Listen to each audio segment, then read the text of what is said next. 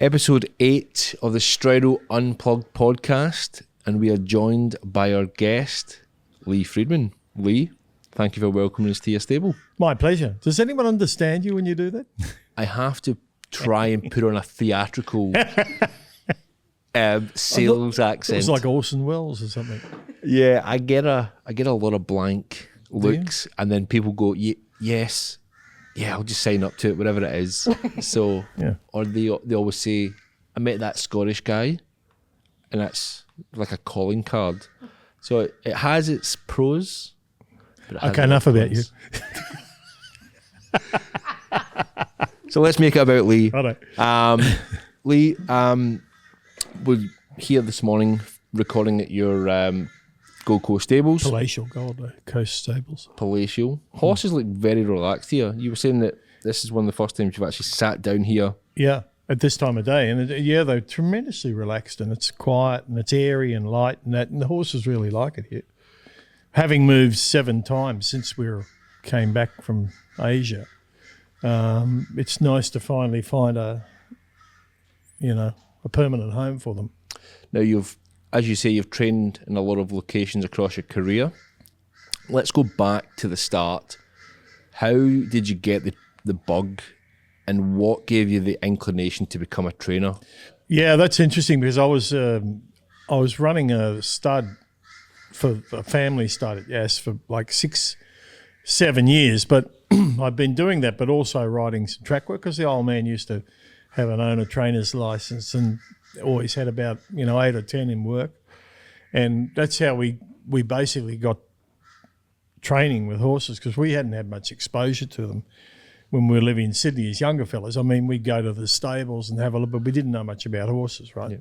So until we moved there, we started to work with stock horses and then race horses every morning, and we gradually became self-taught. So I never worked for anyone except the old man in my life. Where did you take the jump next? Did you become a jockey? What rider? Like, what was the next stage of your education system? Yes, well, my jockey career was short-lived. I think it had something to do with my weight. Not sure, but probably. But I did ride at the picnics for a couple of years, the amateur meetings and that. Yeah. And that was a disaster. I wasn't much good at that. In fact, I think I rode one of my old man's horse at a picnic race one day, and I did such a poor job. He ran down to the fence and accused me of pulling it up. So that was always going to be short-lived. But I did enjoy it, and I did enjoy riding track work and that sort of thing. And then eventually I inherited a horse that was there on agistment, and for some stupid reason, I said to my father, I wouldn't mind having a crack at training that horse. And he goes, okay. So I did. And he owned it because it was in lieu of a debt. Yep. And he leased it to me. Like, he wouldn't give it to me. He leased it to me. That sort of explains a bit about our family. And it turned out quite a good horse. And we pulled off a big plunge with it. And I thought, this is... But when you're 19 or 20, everything's fun, Yeah. I thought, I'll do this for a living, I'll be Prime Minister. I'll be a brain surgeon. I'll be a horse trainer, whatever. And I ended up... from there, Anthony and I moved to Warwick Farm and started training there. And we were there for about 12 months before we actually made the move to Melbourne. But just rewinding, when I was about 12 or 13, I used to go with my old man. He'd have the old horse in work with a chap in Sydney and that, and go and have a look at the horse. And one day, this particular horse the old man owned was going up to Mudgee, which is, Mudgee's not too bad these days. You actually get Sky 2 meetings, it's on TV. It's a big deal. I don't think they even had TV in Mudgee when I went there. Oh, Jesus. Yeah, well, you didn't have a photo finish anyway. They took the horse up, and I'll never forget, the trainer said to me, it was in a 2-horse float, and he said, this horse doesn't travel well. You'll have to stand in the back with him. Right. You couldn't do it these days because if you got pulled over, but, I'd be rattling along and there'd be stones coming up through the gaps in the float floor, and I thought, this isn't so much fun. But anyway, the horse is going to win, and got there. And I think we were in the second last race or something. Anyway, it led all the way, and they didn't, as I said, didn't have a photo finish. They only had a a piece of plywood with a line down the centre. That was the winning post, right, at Mudgee, and some advertising placards for the local pub or whatever. Anyway, the horse won by half a length, and I thought, oh, that's good because I'd had $10 on it. That, you know, big deal, big fizz when you're 12 or 13, had $10 on it. Anyway, the judge manually puts up the numbers because, you know, if they didn't have TV, they certainly didn't have electronic monitors. Yeah. Put the numbers up, and they put us second. And I said to the trainer, this is nonsense, you know. Oh, well. Pack the horse up, get in the car. And I said, what happened there? And he goes, well, the local publican had sponsored the meeting, hadn't had a winner all day, and that was his horse on the last. I thought that was their way of saying thank you to him. I learned firsthand then that in racing, not everything is as it appears to be. Yeah. But that was a particularly funny day. I'll never forget that. And he actually let me ride in the cab on the way home because apparently it did need company going home. Right. It only needed the company going there. Yeah. I dare say if it had won, I was in the back with him on the way home. So that was the early days. Yeah, very early days. Training from Warwick Farm? Yes. That's where we first went, yeah. Yep. Why did you decide to relocate from Warwick Farm? Oh, well, Warwick Farm was a real backwater in those days. I mean, it's different now. A lot of the big stables train out of there. But back in the day, it was like, I'll put all the young and the useless trainers out there, and all the big old boys would have all the boxes at Randwick, right? And that went on for years after year after year. Anyway, we got sick of it. And in the end, my old man said, actually, why don't you have a look at Melbourne? And we didn't know anything about Melbourne, never been to Melbourne. Maybe taken a yearling or two down to sell. Yeah. But didn't really know much about Melbourne. And then we went down there and we got a little place on the Maribyrnong River, on the riverside of the track. And we had about 10 and worked there. It was an old trotting stable. It was sort of precariously perched on the side of the hill. You thought it was going to slide down into the river at any time. How it didn't, I don't know. It was sort of just perched on the top of a little rise. Anyway, we trained a lot of winners out of there, and then we increased. I bought a stable off Bart, where it used to be like his Melbourne residence with some boxes out the back, and he had that and Saintly Lodge next door. Well, I bought that stable off Bart. And then we increased our numbers, you know, probably had them up around about 30 then, 20 or 30 after a year or two. Mind you, when I moved into Bart's house, he had a safe in the floor of the bathroom of all places, and I thought, oh, this would be interesting. So I opened it up, and it was just full of water. Did he know there was it? Do you think he even knew where the safe was, or was it under tiles? I'm sure he knew where the safe was. I'm sure it was full of money. He made sure he removed everything before. Yeah, but that's when we started in Melbourne. You know. So you went to Melbourne, you and Anthony. Yeah. So what age was Anthony at the time? 20. 20. Yeah. So you were both young guns. I was about 27, I think. Yeah, brilliant. And we got it going, and then Richard came down a bit later on. He was doing building. He was doing carpentry or something. I don't know. And he threw that in and came down. He did the repair work on the stables with his hugely expansive carpentry skills. And and Michael was going to school in Melbourne. So this was pre, obviously, FBI. Yeah. This is way before then. So you're in Melbourne. Who was the other trainers that you had around you at the time? Yeah, well, that's probably the golden era of the great trainers of the past. We had Tommy Smith Gay's dad and James's dad Bart working there. He had a big stable there, and David's dad Colin. So all the kids have followed into the businesses, but that was great. Like they wouldn't give you anything. They wouldn't offer you any information, but it was all there to see. If you watched them all the time, you could see what they were doing, and how they were doing it, and what sort of horses they buy was probably quite important too. For someone who's never been a trainer or worked in a racing stable, when you say you just had to watch and observe, they wouldn't tell you anything. How do you gain information from someone who's been private about their training to gain experience and maybe a different perspective on what you're doing? Because I would presume training a racehorse is quite subjective. Yeah. So, can you explain what you mean by just watching them, that you learn something? Well, over a long period of time, you see how they work them, what sort of work they gave that horse and why they worked it that way. And then you'd sneak around and find out how they were feeding the horses, because they're the two most important things of training horses: how you feed them and how you work them. I mean, they're the basics, right? And from that you build, hopefully you build a lot of knowledge around stuff that you've done. And someone said to me once, how do you learn how to train? I said, well, you waste other people's money for about 2 or 3 years and then you might be a chance, Yep. Which is pretty true. Yep. I take my hat off to people who give young trainers who know nothing horses, and they're basically learning off, and that's how it works. That's how it works, really.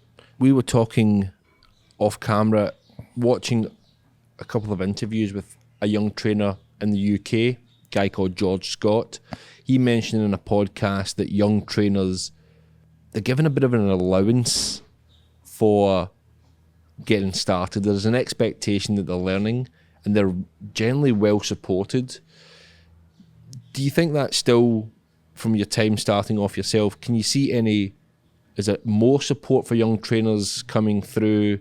Is it a good time to be training for young trainers? Like, how do you see it with a lot of the trainers that seem to be under 30 taking the same plunge that you did? Yeah, it's an interesting. It's a relatively new development. Young trainers who gain that massive amount of support, which is happening now in this country. And I mean, good luck to them. I mean, Annabelle, we're personally good friends with Annabelle and we've got no dramas with her, but she gets enormous amount of support. But she's a very good horsewoman and she's proving herself to be a great trainer too. But a lot of young trainers, if they don't get that support behind them here, they're going to struggle a bit. So it's very much who you know too. Yeah. And if you've shown some ability and you've worked in a big stable like Kieran Mars or something like that, and you know all those people, there's a lot of spin-offs from that as well. Yep. And I think that's a good thing. When I started, you got nothing, absolutely nothing. Yep. And you made your running from there, and that was fine too. That was the era. Subsidies. When I went to Asia, there was actually, for anybody, there was startup subsidies, which was very good. But not so much here. You've really, I think here you've got to identify who's going to throw money in behind you. Yep. And if you can get someone like that, it's a huge start. It's definitely a huge advantage to get those sort of horses. With your career, a lot of Group 1s on your resume. What horses stand out in your mind? What were the ones that have given you the most pleasure, the experience of it? What ones stand out? I think some of my earlier horses, we were pretty lucky to have a horse like Superimpose. That was, how he became a champion after such a poor start. It was a bad reflection on me, really, because he won his maiden at his first start. He never won another race for about 12 or 14 starts. Wow. And that was another Saturday provincial. So, for that horse to go from that to winning 5 million, but that was a favourite because it taught you that horse never came good till he was about 4 or 5. Whereas we have an industry here that's, so heavily pointed towards 2-year-old races and that. I think that's it's immature here, the carry on with the 2-year-olds. I mean, really, we can't wait 5 minutes, Yeah. There's actually more money in the staying races. Big races are good, but sometimes some of your achievements are with far smaller things. Like I had a horse for Peter Barnett when I first started training called Sir Trident. It was a little crippled little thing, had shocking legs, but we squeezed 5 or 6 races out of him. The best wet track you've ever seen. Yeah. We got, the owner, and we always got a big kick when he won because he was such a cripple, Yeah. He's such a game little horse. Those things I quite enjoy too. And then we got, really good horses like, Naturalism and Sub-Zero and those sort of horses. Well, that was in an era when we had most of the good horses. Yep. In fact, I think at one stage when the girls were very young, we were living in that house that we bought off Bart. I think in their backyard, they had 8 individual Group 1 winners in the backyard, and there were only 14 boxes there. With the changes in expectations, when you were training back then, was there much media expectations, owner experience? What occupied your extracurricular time as a trainer? It was pretty rough and ready then. You know, you make a few phone calls. Emails weren't about. Yep. Emails didn't come in till sort of the early 2000s and that. So, you know, we'd use the old fax machine, fax out information on Tuesday. We'd always fax out a summary of the horse. No one was doing it really. Yep. So we were faxing out stuff every week, and then we always had owners' days, and we're probably groundbreakers in that respect. These days it's far more sophisticated in terms of communications with owners. And personally, I think you can go too far with it. You can, like, I know people like to be well informed, and we try. I do a weekly for all our owners, but you know, if you've got to have a picture of the horse, you know, eating its feed 3 times a day, and you know, I guess some owners like it, but Lee, you've trained in plenty of places, Australia and all around Australia as well as Singapore. What was your experience in Singapore like? Oh, Singapore was fantastic. I wasn't really wrapped in it when I first went there, but it's a great place to live. And you know, it's a great shame Singapore shut down, because it could have been the biggest hub in Asia, biggest Asian racing hub, the better city than Hong Kong.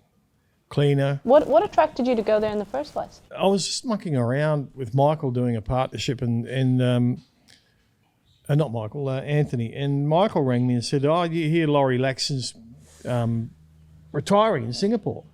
And I said, "Oh, yeah." He said, "You should have a talk to him." And I thought, I wasn't doing a lot at that time, and so I rang Laurie, and he said, "Oh, yeah, if you took over my stable, I'd recommend that most of the owners stay there." And I thought, well, if we can start out with half a full stable of horses, we're a chance, you know. So I went up and had meetings with him, and decided to do it. And it was great. It was, you know, I'm really glad I did Singapore, because a lot of blokes just do the same thing year in and year out. But what gives you the drive to do that? Like, a lot of people would rather, I want to play another round of golf, long lunches. Why have that drive to go to Singapore, try something new, and then obviously come to places like the Gold Coast and just keep kicking and thriving, obviously? Oh, it's what I like doing. You know, I bitch about it all the time, but seriously, you know, I like doing it. You know, not just winning big races or stuff like that, but you know, I like coming here, and I've got really good staff, and I enjoy. There's a good mood around here of a morning. Yeah. And I like obviously like the horses a lot. And racing's if you're sort of brought up in it, it's hard to shake it. You know, my Northern Irish great grandmother said many times, it's a disease cured only by death. That's very much true. By death. Throughout your time, you've trained in partnerships and on your own. Yeah. What would you say you had a preference? There's certain advantages in being in a partnership. And, you know, you can hide when the hard work starts and someone else can do it. Yeah. Not so much that. But, no, but I there are some definite advantages. There's also some big disadvantages too. Because what happened with us, we were highly dominant through the 90s right through to 2005 or 6. But then it started to fall apart because other people had ambitions. And to be honest, racing partnerships hadn't come in until probably 15 years ago. Yep. Maybe. Well, by that time we'd been in partnership in the business for 20 odd years. Yep. And it was kind of a bit late to say, right, we're all going to be partners in the book now. So that's when it started to fall apart, because Michael then went to Singapore. Yep. Before I did. Richard had moved to Sydney a long time before that, and he was doing other stuff. And Anthony was the one who just sort of stayed in the. He's never moved. Yep. And obviously now there's Sam's coming into the business. Yes. With Anthony, Richard, with Will. Yeah. And all 4 of yous are having a lot of success across the track. Yeah. They are those boys. How does it give you satisfaction knowing that you would have been a huge part of their tuition to become racehorse trainers? Well, their fathers have too, because they're all very good at what they do too. As you can see, they're all pretty good in their own right. But I'm really particularly happy. I have quite a bit to do with Anthony and Sam. We just sent a filly down there and won the other day, but Sam's been looking after, and I was really pleased with that because I didn't know much about his abilities. I knew he spent 2 years with Roger Varian and he enjoyed that, but I didn't know whether, because I haven't been in Melbourne for a long time now and I don't really see what goes on. But they've got a very good facility there at Pinecliff, and they've got a base in town. And Sam's, Anthony's spending most of the winter away this year up in Caloundra with a team of young up-and-coming horses, which they did without a fight last year, and it worked really well. And it's what we always used to do years ago. And for some reason we stopped doing it. It was inconvenient or expensive or something. But he's gone back to the old, the old ways of bringing horses here for the winter, and he's gone there for the winter. Yep. So basically Sam's point of the story is Sam's running the show, and he's doing a great job. Great job.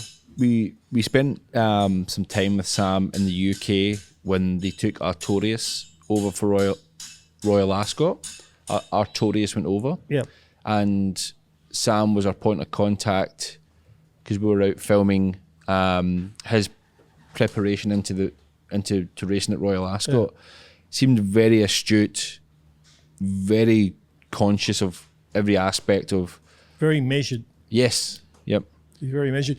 He's actually, and don't take this wrong, he's been lucky. He's grown up in a family that's had a successful training business. That's a huge head start. Everyone, James Cummings, Gay, anyone will tell you, having that background is a huge benefit to people. You're not walking in, cold about, it's probably been filtering into you over a long period of time, whether you knew it or not, Yep.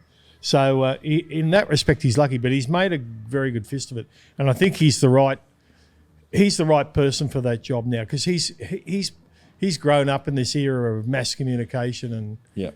overreach in the horse business and that, and he's used to it. So, But when you first started training to now, what do you think's been the changes? The horses that you were maybe training 20 years ago, do you think those sort of horses are still being bred now? What do you think the difference in the horses?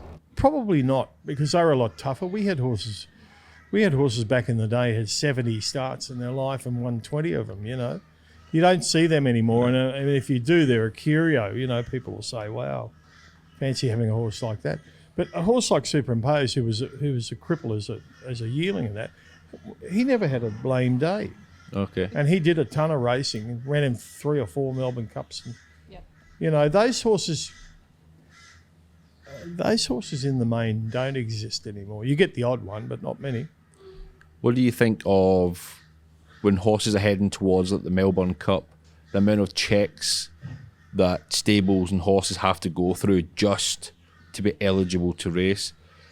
Where do you see that? Is that good for the welfare of racing? Is it making it is it overkill a little bit? Because obviously we're seeing a lot of stables overly cautious, and obviously the horse in which they're training. How do you see the current landscape of races such as the Melbourne Cup? Is the appeal there for both stables and participants to compete? That's all come about in recent years because racing's come under the spotlight with Peter and organisations like that who, have their role because they keep people dealing with animals. They keep them honest, but racing has a bad habit of overreacting when they get bad publicity. So, whilst I think it's a great thing having the checks for the Melbourne Cup, it could quite easily eliminate, and probably will and has done, eliminated winners. Yeah. Because they mechanically on an X-ray didn't look right, but that horse might have been dealing with that for 4 or 5 years, not worrying it. Now, I'm not saying that's every situation, but it's a good thing and it's a bad thing in that it's becoming so intensely trying to rescue the reputation of the Melbourne Cup and not have breakdowns. And in that respect, it's been successful because there hasn't been one die as a result of running in it for some time, I don't think. Yep. A few years. We've just seen Germany's came out in the last couple of weeks to say that they're no longer going to race any animal, actually put any animal into work in Germany under 30 months. I think it might be 30 or 35 months. At this stage, it's excluding racehorses. They've sort of said to racing, this is your grace period, but this is basically what we'll be doing. There's big chats about it and in the UK at the moment because they feel like this may influence other European countries. If that was to come here in Australia, it would change our landscape of Australian racing dramatically. Oh, yeah. It'd change it all right. There'd be bloodshed everywhere. It'd be like the Battle of Hastings or something. Do you think it would be something that Australia could adapt to? No, not a chance. Well, we've got a whole industry geared around breeding spritters. Yep. With a little, with Darley here not being as a commercial yearling seller, they've got a different attitude to some of this, don't they? John Massara, to his credit, stands staying horses. He's a bit of an anomaly in this country. But in the main, no one really wants them because they take longer and it costs more money. And of course, the costs, it's all driven by money and the costs keep going up. So the longer your horse isn't racing or earning for you, the more your out-of-pocket expenses are. I'm assuming this, but I think I'll be pretty right. It could be probably a harder way to get people into ownership, really. If we were to go down that route, from buying from the sales to having to wait 4 or 5 years till you get to the racetrack. Yeah, I don't think it'd ever work. Germany's totally different. I've been over there a couple of times, and they're very much into stayers. They're not interested in spritters, so it's not it's not a big reach for them to do that. Yeah. But here, good luck with that. I don't think you'd ever get it off the ground here. Lee, you came back from Singapore and you were sort of choosing a place to come and train. Oh. What attracted you to the Gold Coast? Oh, the strippers, mainly. Paint strippers? That's the one. No. We were used to being in, in the warmer climates. I didn't really want to. There wasn't much left for me in Melbourne, and I couldn't go back. I didn't want to go back and open a place in competition because I basically moved out of the way in Anthony's partnership because I knew Sam was coming back, and it's like having 2 old bulls and a young bull in a yard. Someone's going to get fucking hurt, Yeah. So that was one of not the only reason. We looked at here. We looked at Caloundra. It's a bit sleepy up there. I mean, if you're not 85 and walking the. And there's no strippers there. I'm just to clarify, we do have Lee's partner Joe beside us She's here. used to my sex. Yeah. Neither did I. No, it was one of those funny decisions where we looked at Caloundra and thought, don't really like it up there. And certainly this joint's got its problems as well, but it's a pleasant place to live and the weather's good, and if we can get our act together with the track here and with the lights for night racing and all that, it should be a really thriving little racing hub for a long time. The population's increased here after COVID. A lot of people moved up from down south and moved here, so that naturally brings more market to the place and interest. It's interesting here if you go to the very ordinary poly meetings here on a Saturday, because we can't use the course proper at the moment. There's always a ton of people. The car park's always full, and that's to do with not only the racing, but this is a very big club for entertainment facilities for people. They've got a big entertainment complex there. They've got a lot of dining, and Steve Lyons, who's the CEO here, his background was in the beer industry, so he knows about. He's very good with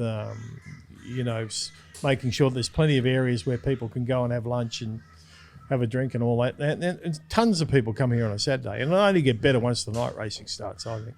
What was it like? Although the average age of the Gold Coast, they probably have to start about 3 because they'll all be in bed by 7, which includes me. What was it like coming back to start here? Did you have a lot of clients support you straight off the bat? Do you have a new era of clients now? What does that look like? No, a lot of, I won't say, most of my old clients have moved on, and because I'd moved on, there's some still send horses to me.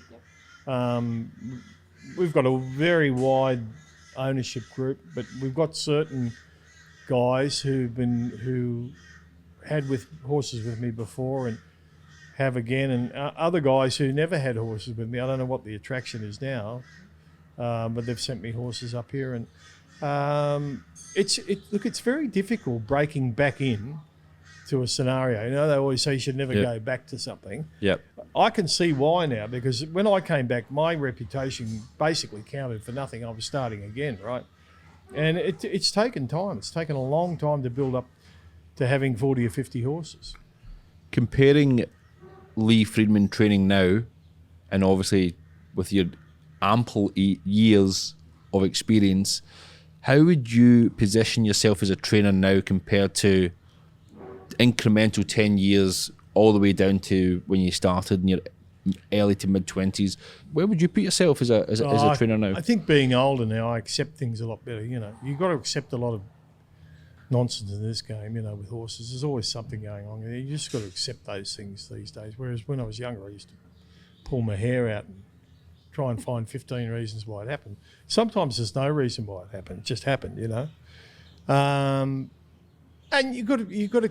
I think you get more perspective about the industry. You know, I don't get totally bedazzled by the industry anymore, because a lot of that's just, you know, it's glitter and glamour, and you know, and media drives that. You know, the media is far bigger now.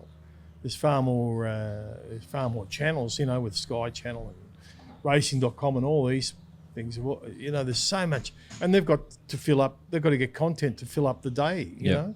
And consequently, that's increased the focus on racing. Whereas when I started, probably the attitude of most trainers was not to talk to the press. Yeah.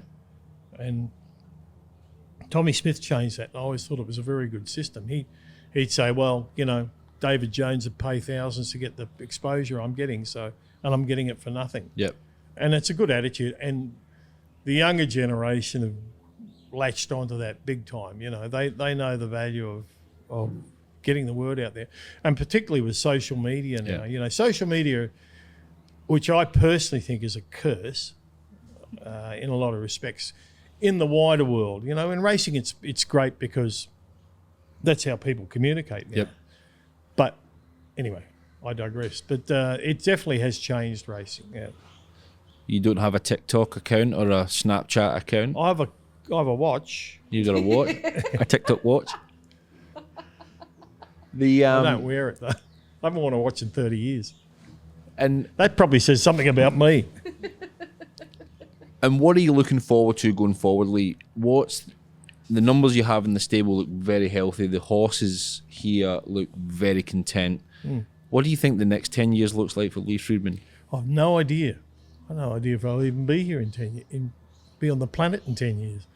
So I went to a doctor the other day, and he said, "Oh, your heart's really good. I don't need to see you for 2 years." And I said, "Okay, well." He said, "Do you want to make an appointment?" I said, "What's the point? You know, I'm going to forget." Yeah. Anyway, no. In answer to your question, I don't know. I'm a bit strange like that. I don't make big forward plans. Just say this is good at the moment. It's going all right. Just see how this develops. But certainly for an older trainer, it's become more difficult because it's very youth-centric now. And, of course, they make use of the social media and the press probably a lot better than we do, you know. Yep. And we get a bit set in our ways, and I think it's important that you don't get too set in your ways, you know, because you still got to attract. I mean, look at guys like David Payne and, to a great extent, Les Bridge, like fantastic trainers. Yep.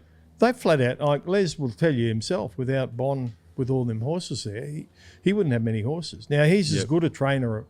They're both very, very clever trainers, and they certainly haven't forgot how to train. But the big focus is on the younger ones with the big media push behind them.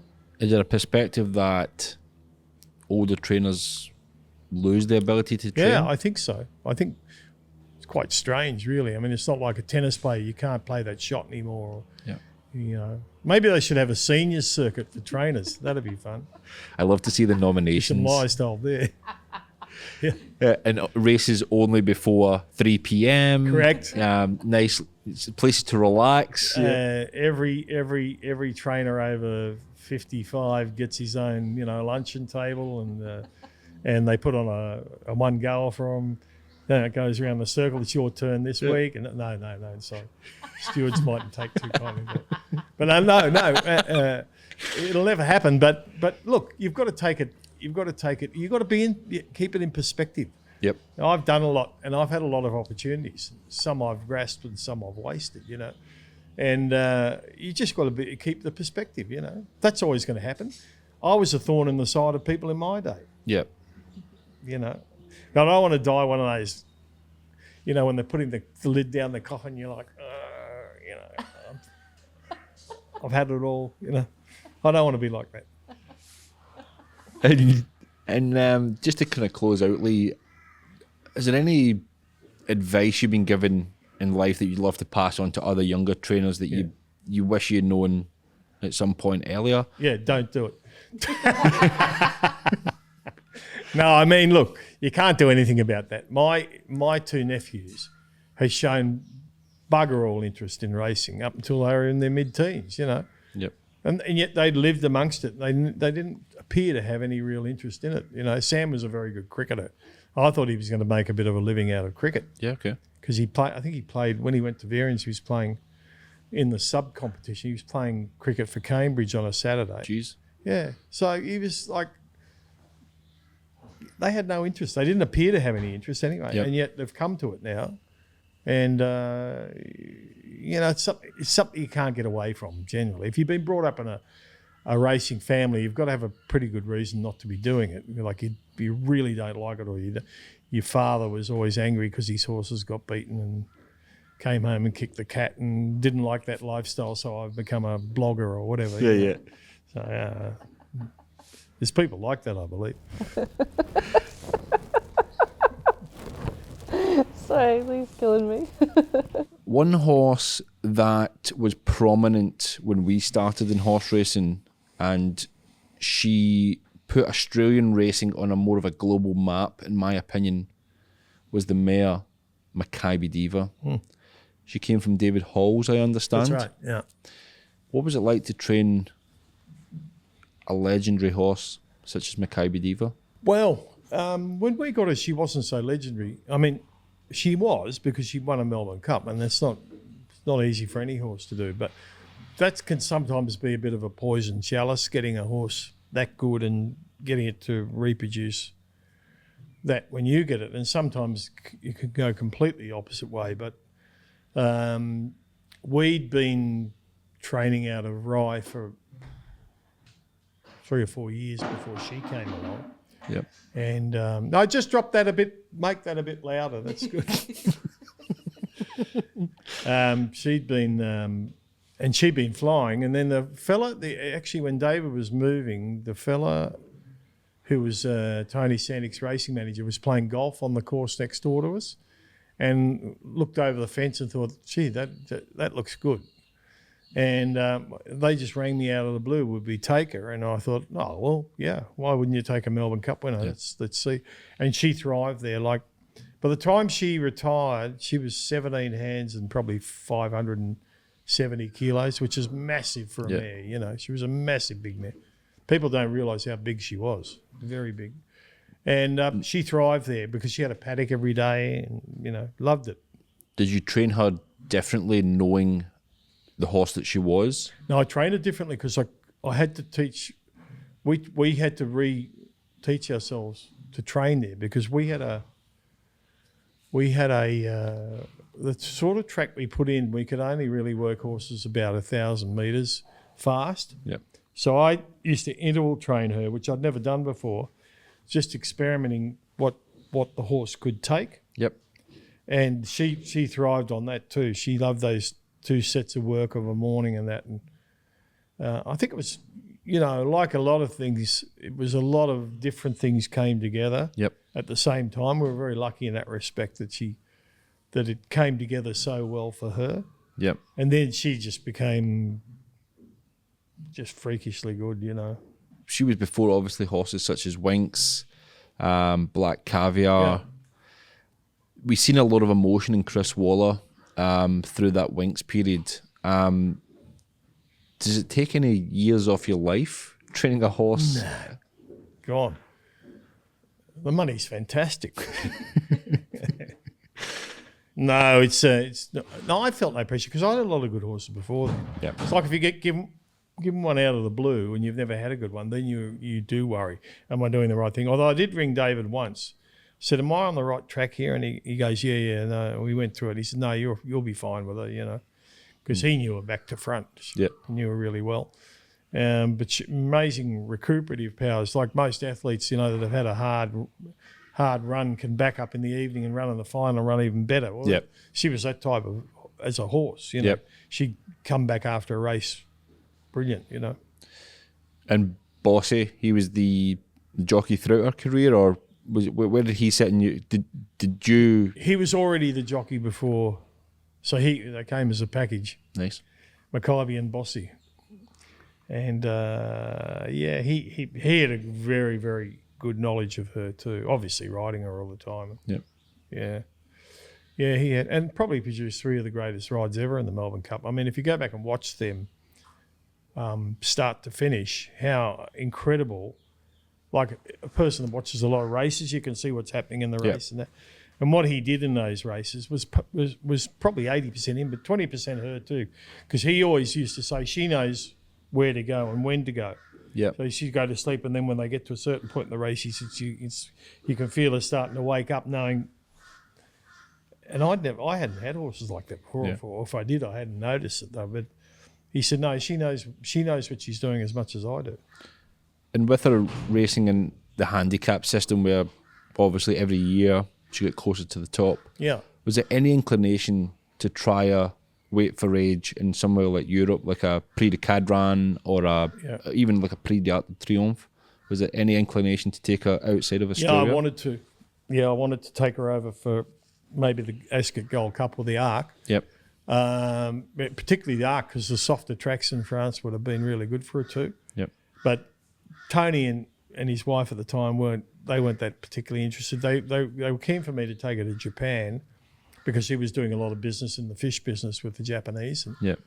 seemed like a good idea, and it was a good idea. But the only trouble was when we got there, they put her in isolation, and tracks were very, very hard, very hard. And I was a bit younger then, and I thought, I'm not going to put up with this. So I want to see the course manager, like some little upstart from Australia, Yep. wanders into Japan and says, I want to see the course. And I went, okay, right. They wheeled him down one morning, an old gentleman in a very well-dressed old gentleman, and probably 5 or 6 hangers on us come down, and an interpreter, right? And he said, would you like to tell me what you want to tell Mr. Fujimoto? I said, well, can you ask Mr. Fujimoto why he doesn't put more water on the track? In Australia, we do this and that. And I went on, he went, So then he says to Mr. Fujimoto, I went on for about 5 minutes, and then Mr. Fujimoto went, hold on, for about 10 minutes. And he turned around to me and said, no. I don't know what he really said, but no was the upshot of it. And we're not putting more water on the track. Well, she closed out her career. Would have, I'm assuming, give you a huge amount of satisfaction to know that what you accomplished with her, I don't believe has been accomplished since. Which? Mackay Diva to win 3 Melbourne Cups. It'll never be done. Because racing's moved on, and although we were taking on international horses then, the business has gone berserk. So most of those horses, the odd few that had come out, they're actually bought now and they're here. Yeah. So you're taking on, for a horse to win 3 straight, taking on fresh, better opposition every year and going up in the weights, very hard to do. Very hard to do. Lee, overall, to date, what was your most memorable winner? I think probably Ascot, because I'd watched it as a kid and prior to TV, I used to listen to it on the radio and get up and listen to English derbies in the middle of the night because, put the crystal set on the BBC and all that. And anyway, I'd always thought, wouldn't it be great to have a horse good enough to go there? when it presented and we took her and we did it, it was a huge thrill for me. Yeah. And, you know, the old Aussie pommy thing too, which is mainly rubbish, but we like sticking it into him. And I remember John McCreary. Remember John McCreary? Yeah. Was the guy, you know, with the, doing all the tic-tac and all Yeah. that. And I ran up. He didn't like Aussies very much, so I ran up and gave him a big kiss. Hello, darling. And he went, oh, no. Rotten Australian. No. That was all good fun, though. We had a great time because we kicked onto Ireland after that, did a bit of racing. Not with the horse. The horse had a spell, but it was a great trip. It was a really good trip. Yeah. I feel it's a bit more popular. It has always been popular, but it's quite popular now. A lot of trainers now are starting to look for Ascot runners. And well, Paul Perry started it all with Choisier. Choisier. And then it went from there. And then Danny, what's the name, from Perth, he won with that good horse of his. Yeah. The horse's name, Scenic something or other. Scenic Blast. Scenic Blast. Correct. And then dear old Takeover Target. Yep. And then we came in on the end of his thing. Yep. And we used to stable with Joe in Newmarket. That was terrific too. He's a really good guy, you know. Funny guy. Like, he'd do the horse in the morning and they'd retire to the pub till about 3 o'clock. They'd wander back and do anything. It was terrific, really. If you had another horse that presented to you now, would you definitely like to take them to Ascot? If it was good enough, but you have to take your best. There's no point in taking second best up there because you'll get beaten, you know.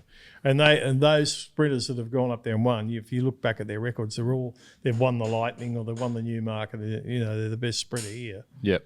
You know, in this day and age, depending on what you want to do with your, say, a mare after. It wasn't so smart to take a mare there then. It was more to I'll take a colt and prove him that he can stand in 2 hemispheres. But actually it's become very popular with mares because now Frankel serves mares out of, you know, to our season. So you can go up there and race, stay on, or breed Northern Hemisphere time and sell the foal in England. Yep. I mean, there's a lot more going on.